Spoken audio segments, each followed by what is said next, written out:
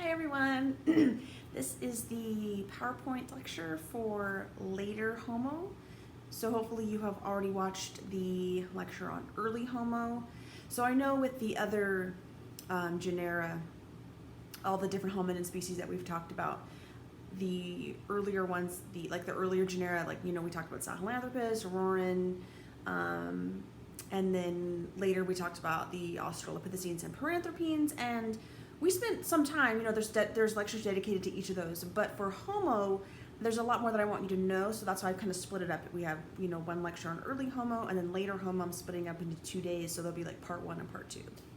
So we're going to do part 1 today. Okay. I can't believe how fast this semester is going by. It's already November. It's crazy. I had so much that I needed, I know I don't really talk about it a lot with you guys that so I know I mentioned this the first day that, on that first introductory lecture, I told you guys a little bit about myself, and I'm teaching at CSN. I'm teaching at CSN for since 2016, and I've been at the UNLV School of Medicine since 2017, but I'm also finishing up my PhD, so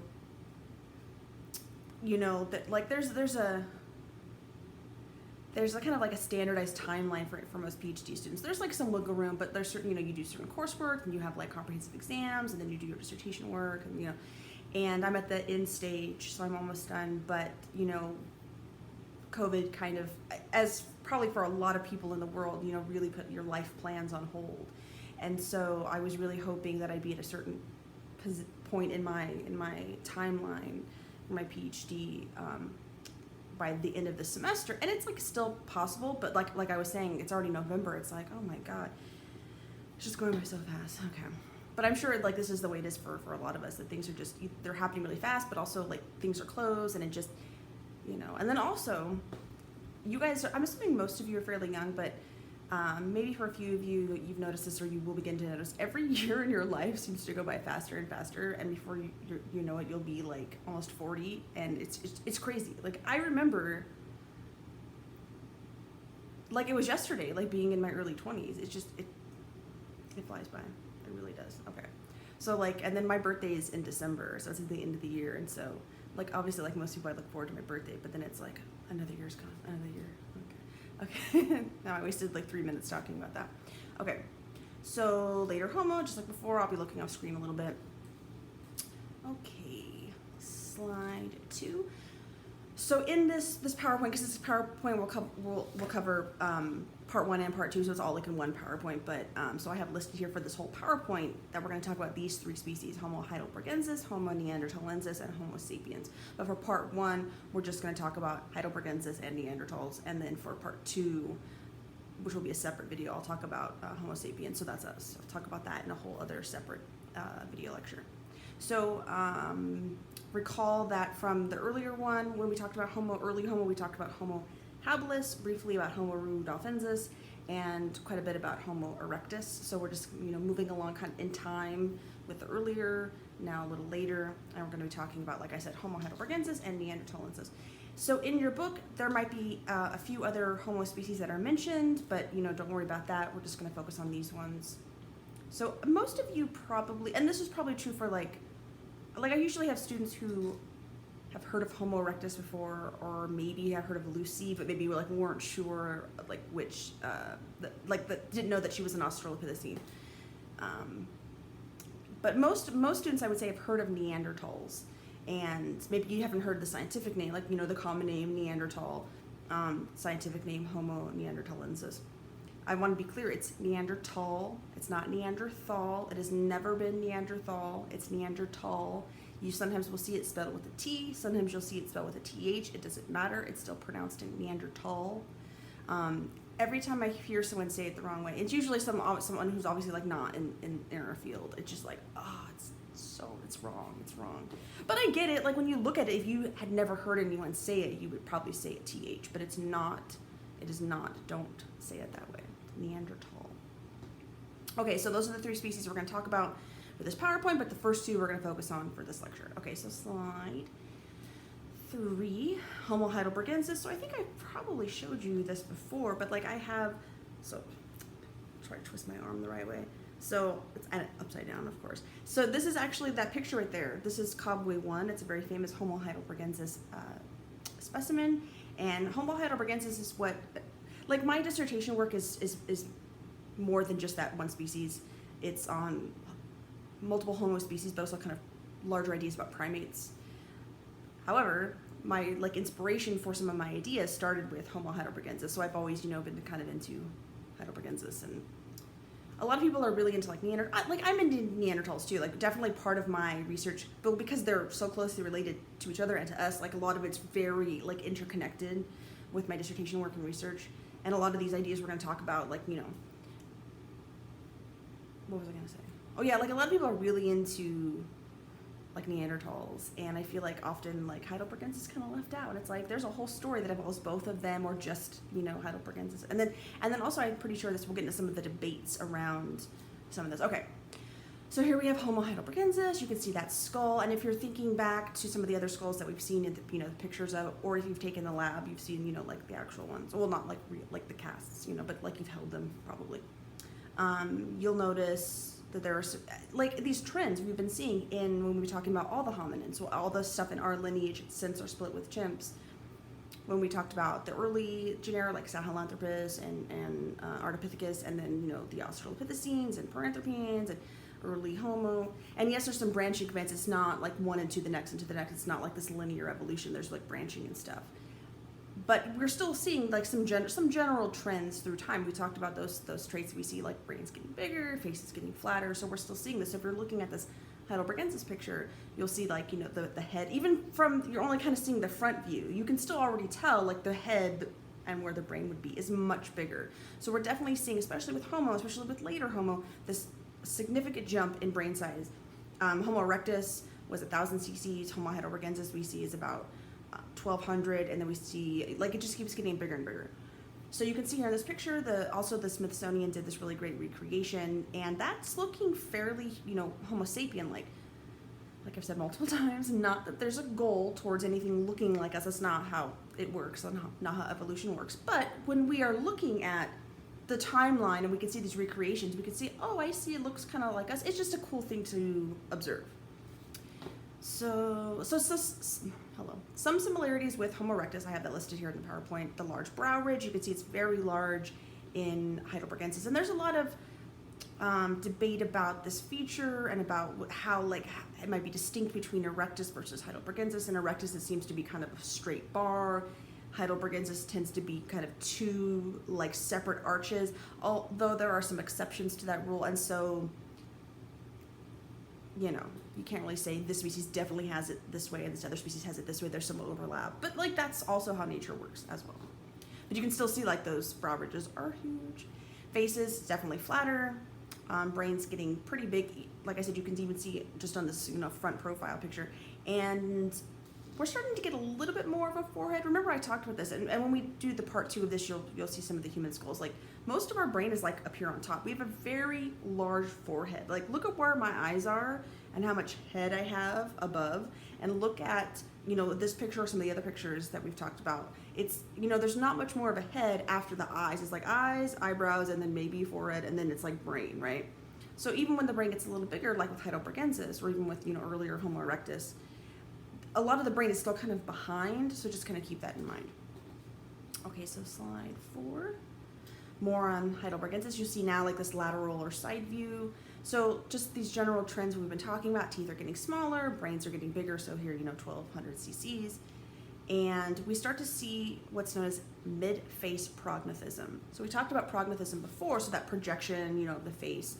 But for Heidelbergensis and Neanderthals, which we'll talk about, they tend to have projection right here, in the nasal area. So this bone right here, the maxilla, and this feature right here it's not really in the mouth, and it's not the whole complex. It's really just kind of right in that nasal area. So this is distinct and interesting. We see this slightly in Heidelbergensis, and then we see it more substantially in Neanderthal. So there's a lot of debate about what that means, but we start to see that with Heidelbergensis. Slide 5. And then, like I've told you before, I'm never going to ask you to just recite, a list of sites or dates, as long as you understand general timeline. But I want you to see here that we see, where Heidelbergensis is located, to kind of understand, like we've talked about before, how evolution's beginning in Africa, and then we see, Homo erectus leaving Africa, and then how these different populations, and it's very complicated and it's not, this is the thing about, the evolutionary process. It's not a simple thing. It's not just one species evolves into another one and another one. There are branching events. There are, different locations sometimes. There are sometimes where one species maybe in one area has started to evolve into something else, but it's also still existing in the previous state, like in another area of the world, because maybe the environmental conditions haven't really caused any drastic adaptations. So it can be very complicated, especially around what we know about later Homo. There's a lot of this kind of going on. But you can see here some of the famous sites for Heidelbergensis. And let's see, slide 6. And then here's just another site, and you can see another example. That brain is, getting fairly big, but like you can see here on that side profile, it's more in the back. And that front profile eyes, the nose is, pretty decent size, that nasal opening. You can see a little bit of that mid-face projection. Slide 7.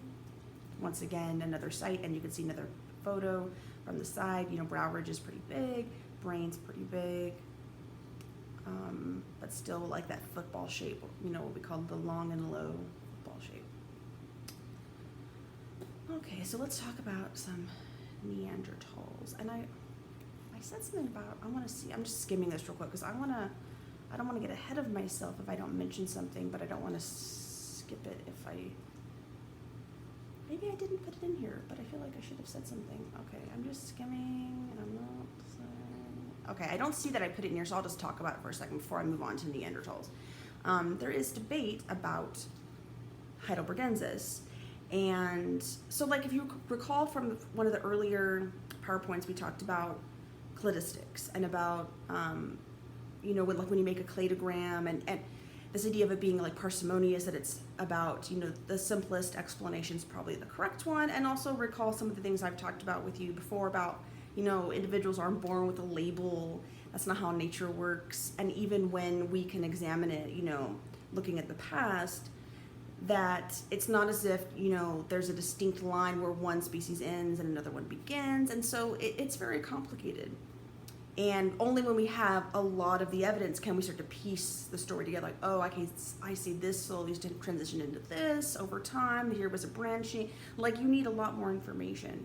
And just like I said before, nature isn't going to put things in boxes that we, like, in our minds want to be like, oh, this is this, this is this, this is this. The only way, and this is what Cladius would argue, the only way we can really kind of make those distinctions about what nature has done is when you see those distinct branching events, because then it's clearly showing there is a clear divide, something is clearly drastically shifted to split this into different directions. And that's why, if you recall, we talked about like Cladius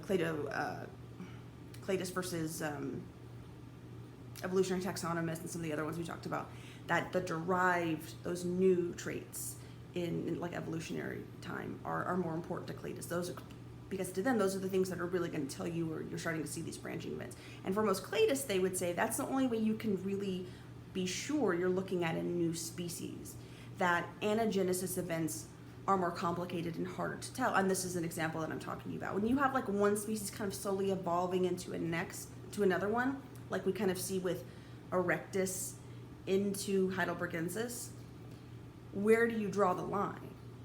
Who gets to draw it? Like, where do you say, oh, okay, here's the line. Anything before it was Erectus, anything after it's Heidelbergensis. And it's like, both the people are going to disagree where that line should be.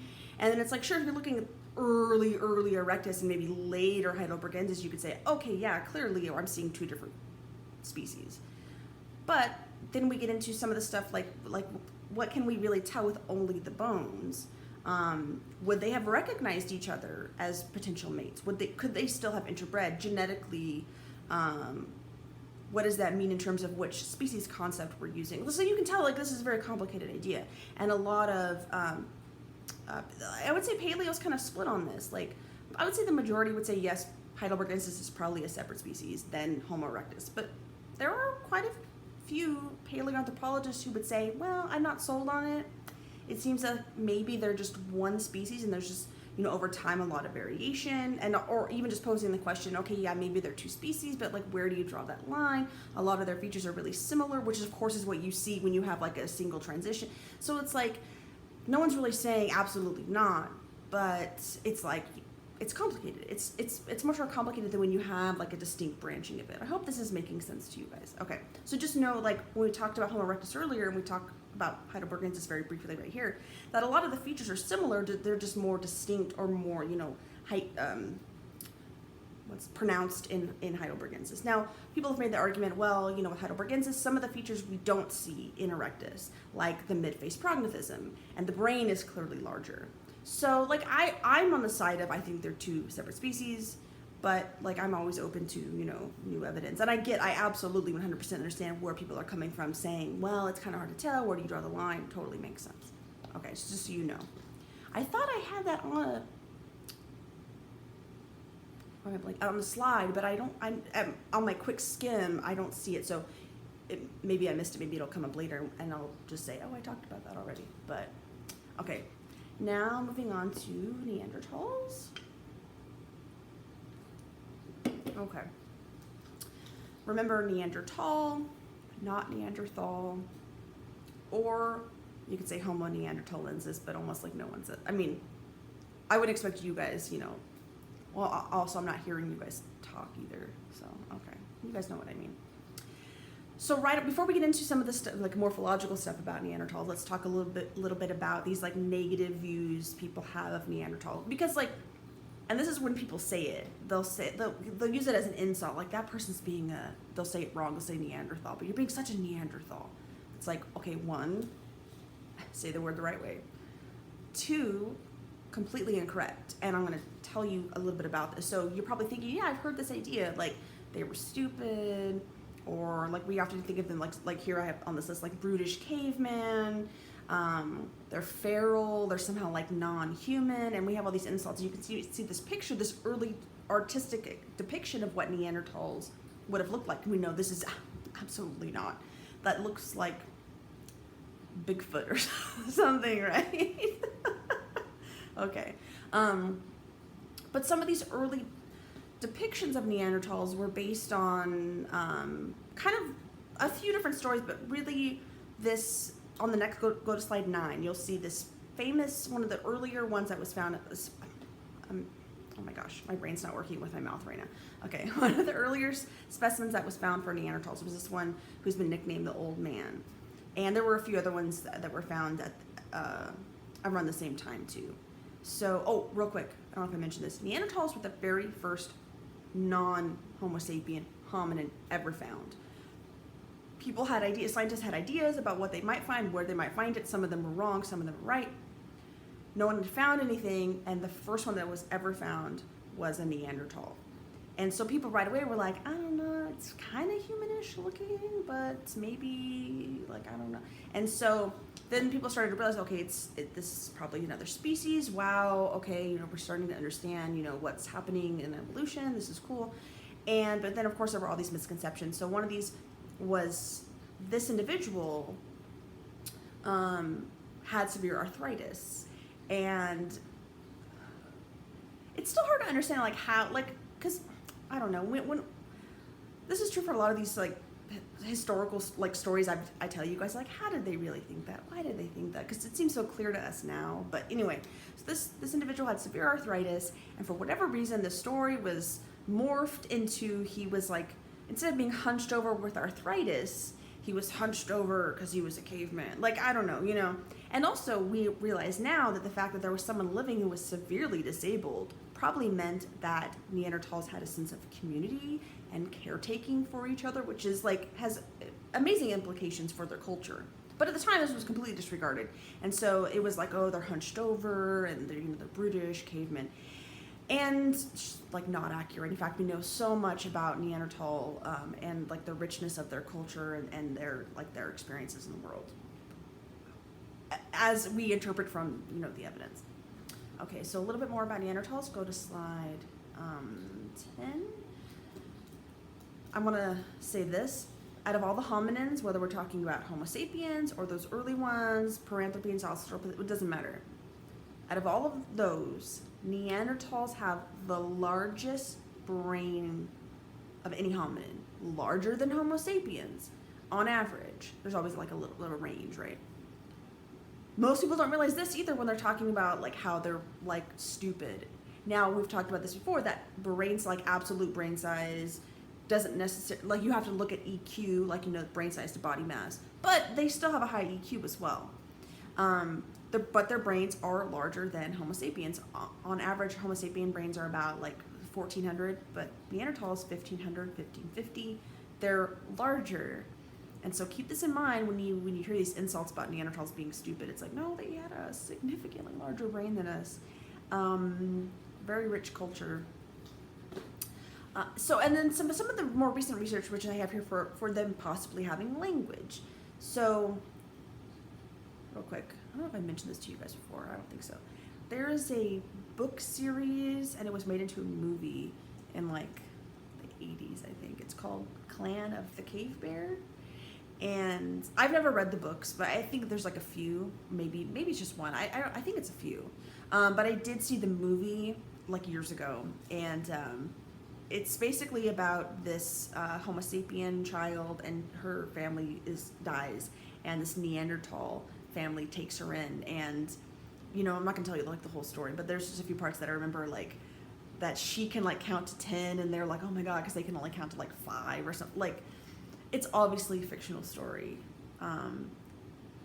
but like people are always really interested in this. Like, when did language, like the way we understand like complex like verbal communication, when did this begin? Was it with Homo sapiens? Was it earlier? I mean, I would say most paleoanthropologists would probably say it was earlier, like Erectus, you know, at least some form of language.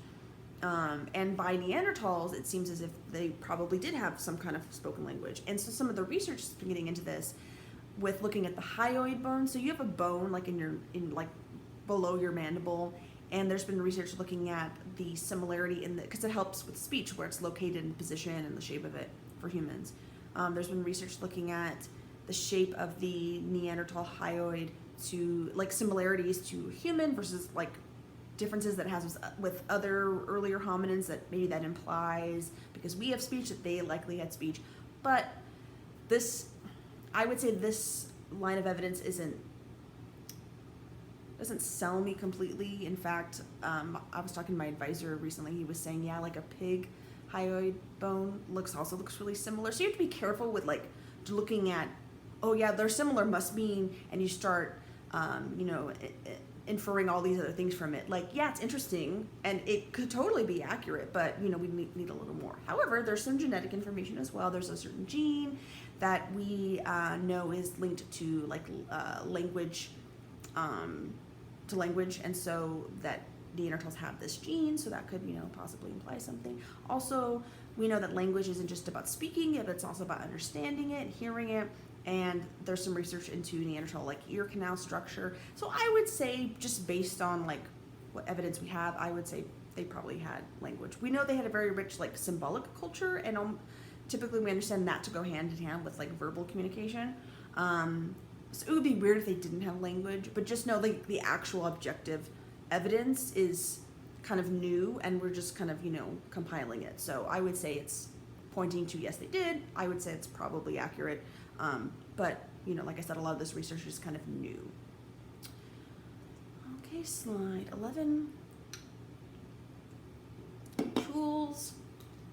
So we had talked about before with, you know, habilis having Oldowan tools, Homo erectus having Acheulean tools. Oh, I forgot to mention this to you. I thought about this later. I was like, I forgot to tell them. So when I was in Ethiopia, with my hands, I got to hold a real Homo erectus Acheulean tool, and I got teary-eyed. Like, it wasn't a replica, it wasn't something we have in a lab that's plastic, which are like our casts, you know, of the real thing. They're great for teaching, but to be in another country and to be able to hold that, like, was just an incredible experience. I was like, oh my god, I'm gonna drop it. You know, I had it like, I barely lifted like 1 centimeter off the the area that it was. You know, I wasn't holding it over the ground or anything. You know, I was like, oh god. But it was an incredible experience. But anyways, okay, so Neanderthals, they have this tool type called Mousterian or Châteauperonian. And we also, like I've mentioned this before, that, you know, the closer to now, the more likely things are going to preserve. And so when you have hominins like Neanderthals or Erectus that used wood in their tools, which obviously they did, like with spears and stuff, we're more likely to find evidence of those weapons with the wood because it's preserved in some way. So we see that with Neanderthals, we see that with Heidelbergensis. And I know I mentioned this before when we were talking about the Australopithecines and Paranthropines, like, were they tool users? And just because we haven't found tools in association with like their remains doesn't mean they didn't use tools. It means maybe we haven't found them or they didn't preserve because they were made out of wood. And in fact, most paleoanthropologists would say, based on what we know about the types of foods that Paranthropines were eating, they were probably digging into the ground. So they probably did have some kind of tool. So this kind of older idea about tool making is what separates, you know, Homo, the genus Homo, from earlier. Doesn't really seem to hold, you know. That's science. We're always kind of, you know, changing with new evidence, you know, changing and adjusting. Okay, so you can see a picture of some of those famous spears that were found. Slide 12. Neanderthal religion. So we see for the first time that Neanderthals are burying their dead in deliberate positions, very specific positions. They are often decorated with like dyes. I think there's one that has like flowers.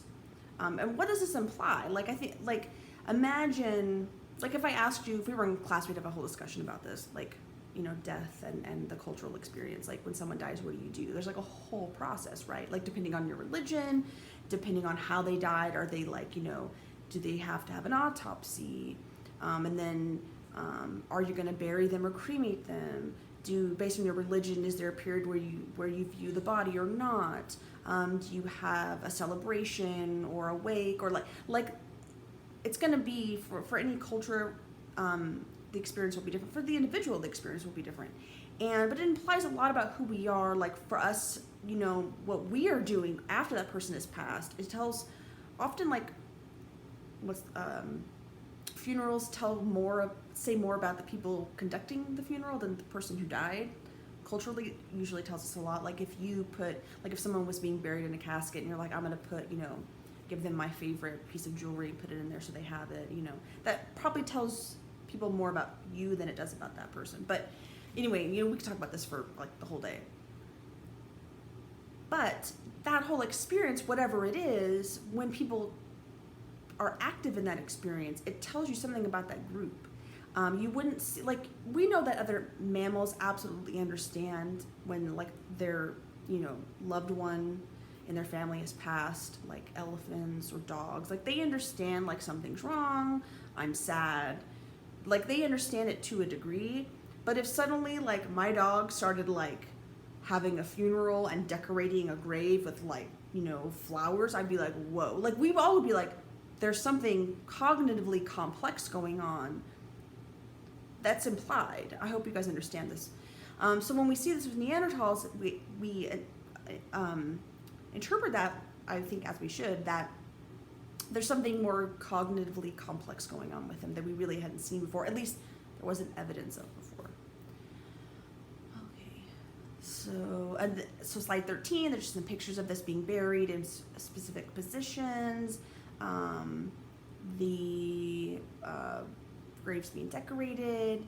And I was having a conversation with my advisor about this recently, and he was like, yeah, he's like, it's true. He's like, but, and like I've said this to you guys before about how we over-romanticize a lot of this. Whether it's, you know, Neanderthal, whatever it is, Erectus leaving Africa, Neanderthals decorating their graves, we often take, you know, a couple of really interesting examples and completely exaggerate it or over-romanticize it. And I would say that's absolutely accurate. We shouldn't do that. And what we do know is that a lot of the stuff we find for Neanderthals, like their art and stuff, it seems as if a lot of that, whether it was the graves or other art I'm going to talk about in a second, that a lot of that stuff didn't really happen until after they came in contact with Homo sapiens, as far as the evidence is showing. So that might tell us something else. But as far as what we know, they absolutely did do this stuff. Okay, so anyway, so on slide 14, you'll see some more Neanderthal art, some cave art, some other pieces of like stone or shells that seem to be jewelry. So a lot of these have been found with like small holes. Maybe they were being like beaded onto like some kind of string. I don't really know what other explanation could be. I think someone said maybe they were used for fishing, maybe. But let's for sake of argument say that it was jewelry, in some form. What would that tell you about who they are? Like when you start decorating your body, like we don't think about it because we just do it all the time, like earrings.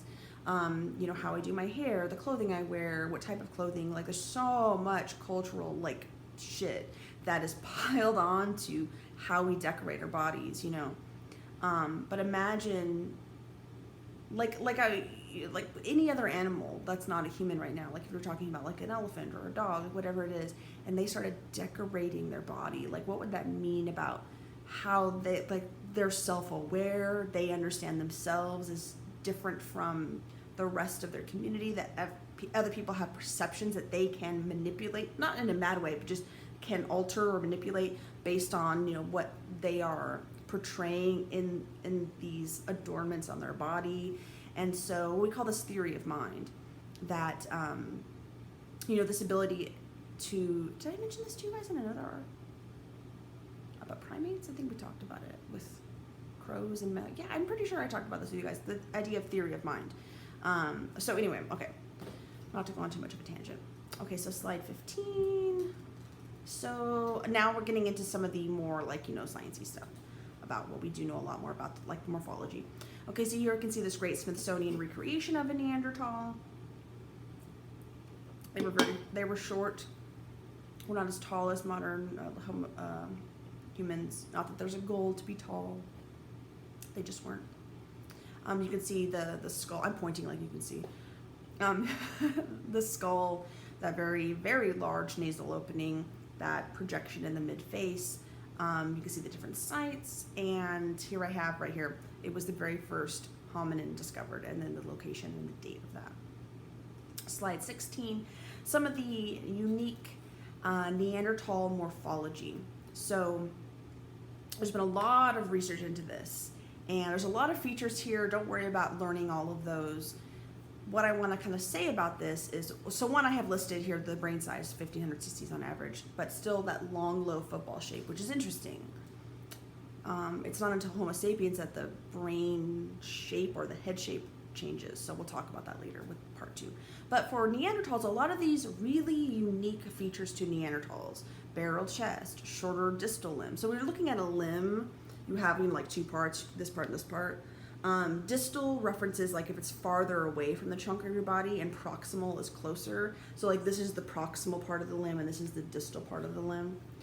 So for Neanderthals, especially in their legs, that distal portion, or like where your calf is, that's shorter than we kind of understand limb proportions to work. It's just interesting, and so like it's unique to them. The thing that's pictured is the retromolar space. See how like their third molar and then that ascending ramus of the mandible, there's that big gap? That's really unique to them. We don't know why that's there. When you see it, like you could have just a mandible and be like, oh, it's a Neanderthal. We don't know why. And so a lot of these really unique features we see in Neanderthals were often this classic idea that they were adapted to like these glacial ice age environments. And what we're realizing now in the last like 10 or 15 years is like that idea is just not accurate. Yes, they have a lot of really unique morphologies. They lived in a very cold environment, so some of them obviously are probably adaptations to that. But this idea that all of them are is wrong. And like, so like for example, it was often thought this like classic idea that this large nasal opening for Neanderthals was they lived in this very cold environment, so they needed that large nasal opening to like warm the air. Which, if you didn't really think too far about it or too much about it, you'd be like, okay, like sure, like on its face, like that makes sense, sure. But what we realize is like that doesn't make sense. Whether we're looking at humans or other mammals, those who live in really cold environments tend to have a small nasal opening, and it's those in warm environments that have a large nasal opening. So that doesn't really work. Not that there can't be different adaptations for a similar thing, but it just seemed as if none of it was making sense. Like multiple studies were showing this classic idea we've had just doesn't really make sense. And also, I think I mentioned this to you guys before, this idea, like we talked about those 5 forces of evolution. Natural selection, gene flow, genetic drift, non-random mating, mutation. That often natural selection is the one that gets the most attention. Like it's the coolest, it's the one where you can kind of solve this mystery of what's the adaptation, what happened. But probably with Neanderthals, and a lot of the research is pointing to this, and I kind of talk about this a little bit in my dissertation work, is that it's probably not natural selection. It's probably genetic drift. That's a lot harder to get at with the evidence. Even when you have genes, it's hard. So, but when all the evidence is pointing to there's no adaptation to this doesn't seem to be functional in all these different ways that everything else seems to be functional, what is going on? It's probably something else. Okay. So just on this classic idea about them being glacially adapted, just a lot of the features don't really fit that. And a lot of them we can't explain. Like, we don't know why they have that retromolar space. Did it serve a very specific purpose, or is it just a byproduct of like that prognatism? And so everything kind of got pulled a little more like anterior or like toward, forward. I think we want to nitpick about these little, like, oh, this one little feature has all this significant evolutionary meaning. And in reality, it could just be like a byproduct of something else, and it has no meaning. It just happens to be there. So I think that's another thing, we over-romanticize every little morphology. Okay, so slide 17, you can see another skull of Neanderthals, and then a full skeleton. Slide 18, another skull from the front, from the side. So you can see that brain is very large, larger than a modern human, but it still has that long, low football shape. A little bit more of a forehead. Brow ridges aren't crazy big. Like those are a little smaller, but everything about them is fairly robust still. They still have, like I said before, that very large nasal opening. Slide 19, another example. You can see, and also with these, I have listed like the sites, so you can see where they're located in the world. Slide 20, another one. So this, was this the juvenile's next. Okay. Slide 21, you'll see a juvenile. There's a whole skeleton of this individual. Very interesting. Slide 22. Okay. So we talked about those species concepts before.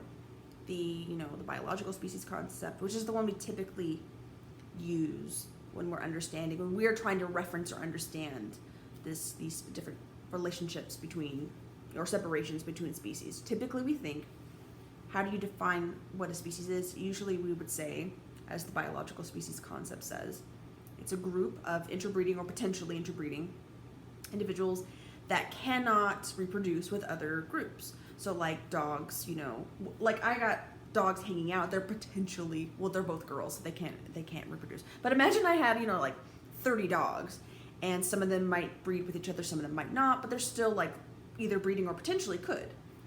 And but dogs, can reproduce with each other, but they can't reproduce with like a rat, right? So we would say rats, dogs, different species. That's essentially the biological species concept.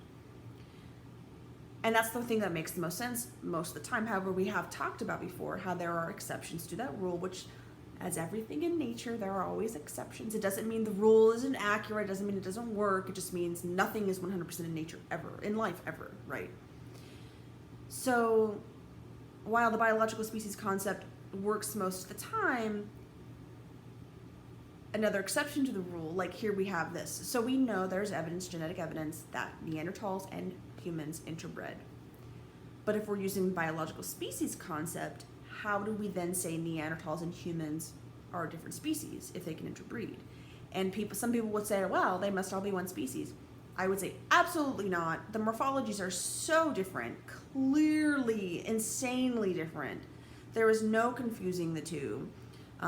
Completely different adaptations. But evolutionarily, they're not separated by a lot of time. They have a common ancestor in Homo Heidelbergensis. That's where we see this split.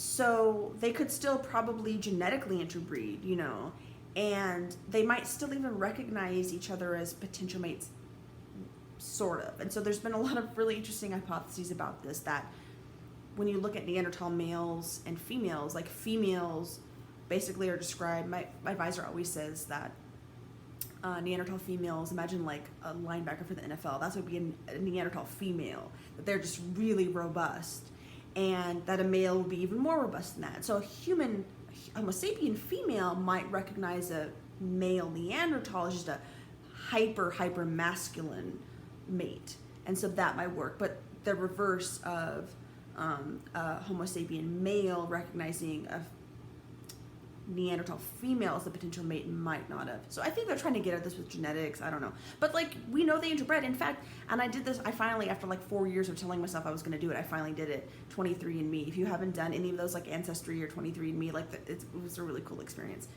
But I found out like how much Neanderthal DNA I have. I was like, oh, cool. And it even says like, based on what you know, you might have this trait. And I was like, oh, I don't. It'll tell you like, you might have this Neanderthal trait, or you do have this Neanderthal trait, which you have, 63% chance of blah, blah, blah. And I was like, oh, okay, cool. Like, some of them were like, oh, yeah, I do. Some of them weren't, it'd be like 50% chance of, like, oh, no, I don't have that. But then, of course, like, beyond the Neanderthal stuff, it tells you just so much really cool information. But anyway, so we know they interbred. And so going back to this idea, like, okay, does that mean because we know they interbred, we can't call them different species? I would say no. Morphologically, anatomically, completely different, separate. But this is where we talk about these exceptions to the rule sometimes. Like, we know that horses and donkeys can interbreed, but we would never say they're the same species. Tigers and lions can interbreed, but we would still call them separate species. So, like, there can be exceptions to this biological species concept without just saying, oh, must all be one species. Like, no, of course not. So there has to be nuance to how we're understanding this idea. Okay, and slide 23. And then just to kind of reiterate, the chart I made, very messy.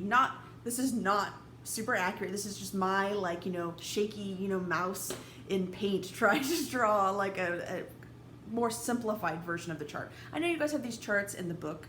But sometimes I remember when I was like taking this class, years ago, and I would look at this chart, I'm like, I don't even understand this chart. This doesn't make any sense to me. It's so, they want to put all this information in it. It's not happening.